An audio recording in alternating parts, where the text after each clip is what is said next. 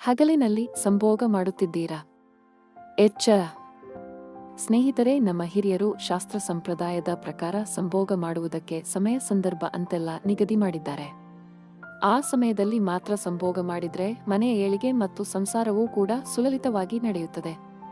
ಹಾಗಾದ್ರೆ ಈ ವಿಡಿಯೋದ ಮುಖಾಂತರ ನಾವು ತಿಳಿದುಕೊಳ್ಳೋಣ ಬನ್ನಿ, ಹಗಲಿನಲ್ಲಿ ಸಂಭೋಗ ಮಾಡಿದರೆ ಏನಾಗುತ್ತದೆ ಮತ್ತು ಯಾವ ಸಮಯದಲ್ಲಿ ಸಂಭೋಗ ಮಾಡಿದರೆ ಒಳ್ಳೆಯದಾಗುತ್ತದೆ ಅಂತ.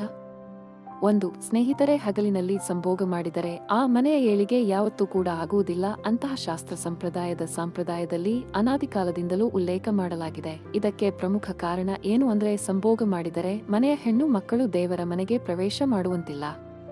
ಮಾರನೇ ದಿನ ಬೆಳಿಗ್ಗೆ ಹೆಂಗಸರು ತಲೆ ಸ್ನಾನ ಮಾಡಿದ ಮೇಲೆ ದೇವರ ಮನೆ ಪ್ರವೇಶ ಮಾಡಬೇಕು.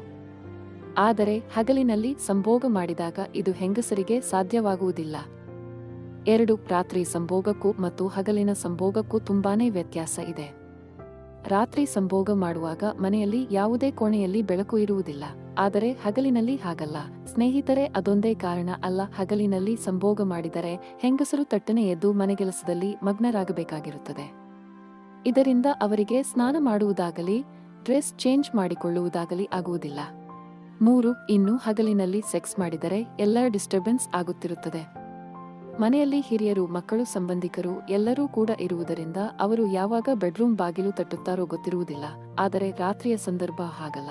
ರಾತ್ರ ಆರಾಮಾಗಿ ಪತ್ನಿಯ ಜೊತೆ ನಿಸ್ಸಂಕೋಚವಾಗಿ, ಆತಂಕವಿಲ್ಲದೆ ಫ್ರೀಯಾಗಿ ಬೇಕೋ ಹಾಗೆ ಸಂಭೋಗ ಕ್ರಿಯೆಯಲ್ಲಿ ಭಾಗಿಯಾಗಬಹುದು.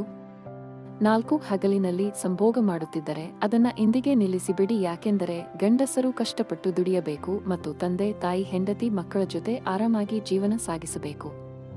ಅದನ್ನು ಬಿಟ್ಟು ದುಡಿಯುವ ಗಂಡಸು ಹಗಲಿನಲ್ಲಿ ಸಂಭೋಗ ಮಾಡಿದರೆ ಅವನ ಕೆಲಸಕ್ಕೆ ಅಡಚಣೆಯಾಗುವುದಲ್ಲದೆ ಆ ಮನೆ ಏಳಿಗೆ ಯಾವತ್ತೂ ಸರಿಯಾಗಿ ಆಗುವುದಿಲ್ಲ ಅಂತ ಹಿರಿಯರೇ ಹೇಳಿದ್ದಾರೆ.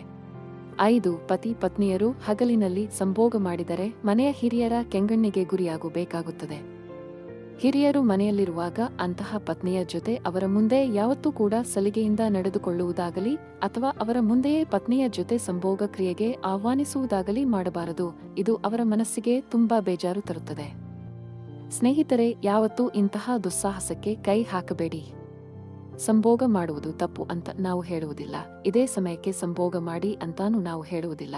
ಆದರೆ ಗಂಡ ಹೆಂಡತಿಯ ಮಿಲನದ ಸಂದರ್ಭದಲ್ಲಿ ಯಾರೂ ಕೂಡ ನಮಗೆ ಡಿಸ್ಟರ್ಬ್ ಮಾಡಬಾರದು ಅನ್ನೋದು ಕೂಡ ಅಷ್ಟೇ ಸತ್ಯ.